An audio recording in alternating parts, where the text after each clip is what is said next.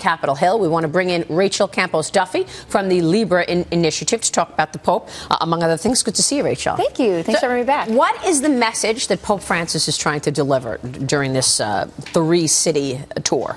Well, my hope is that he will talk about Christian persecution in the Middle East, which he actually said was as bad as it was in the first century for Christians. So I'm hoping that he'll talk about that.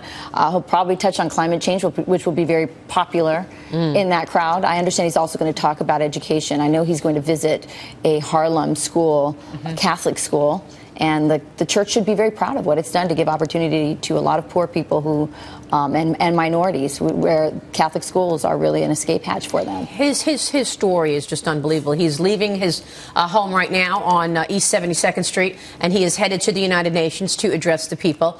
Of course, we know that his parents from Italy left Italy to escape Mussolini.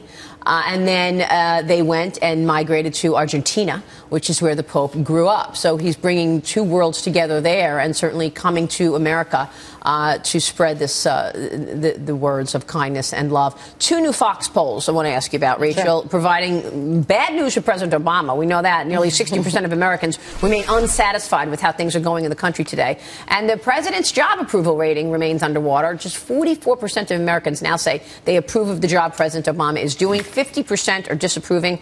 These numbers are actually an improvement from last month's poll, Rachel.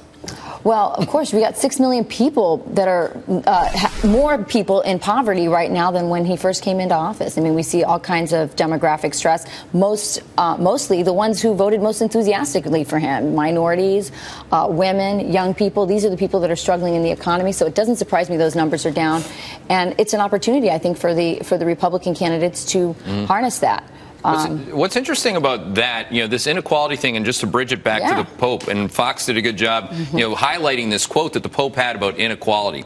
And, he does definitely, and I'm a Roman Catholic, God, me too. I'm good with it. I love the Pope, just so that you know. But the reality is that he is, on economic matters, he is a socialist, it sounds like. Right. And he, on inequality, I don't think he quite ties it down to the Federal Reserve or the Obama policies on the fiscal side. Would you agree with that? Well, I mean, income inequality has gotten worse under Barack Obama. And the other thing is, some of his critiques of the free market system. I mean, he talks a lot about immigration. He has to. I hope he walks away from America having thought about why do all these people risk their lives and everything to come to America? They don't come here for the beaches. They don't come here for the weather. I've been to the beaches in Mexico. Yesterday. They come here to work and they come here for opportunity. He touched on that point. But he touched on that yesterday, quietly, in that speech in front of Congress, so much so that the Wall Street Journal's op-ed page today, in their review and outlook, the Pope in Washington, was that an implicit endorsement of U.S. capitalism? Because he talks about immigrants coming to the North, and he talks about the opportunities here. And so he was nodding his head.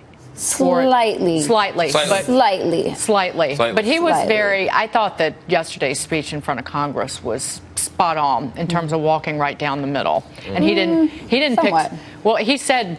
I mean, I think we were just talking about doing preserve. The sanctity of life.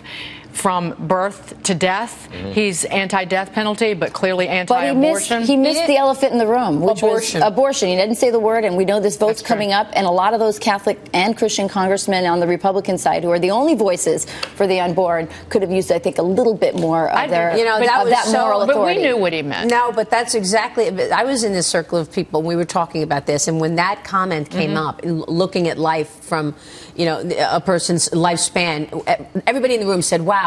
Imagine if he touches on abortion." What is he gonna say about it? I said birth. And he missed it. And I said birth. It's really conception in the eyes of the Catholic Church. He was trying to say. So but again, as the spouse of a congressman who has to take the arrows of you're against women and you're against women's health care if you vote for these things, those men and women on the GOP side are the only voice that those little babies have. And it would have been nice to have the Pope weigh in a little bit stronger on that. I'm so glad this point came up because it's an important point. Real quick, Carly Fiorina, the last time you came on, you joined us, you were talking about her as perhaps gaining in popularity. That's exactly what has happened. Yes. A word on her rise. She's been amazing. As Trump tries to take her out. And he just can't do it against her. I mean, she's just so sharp. She's so smart. And And I think that people are really excited about the possibility of two women. And if you remember in that interview, that's what she was kind of pushing as, hey, that's my comparative advantage here.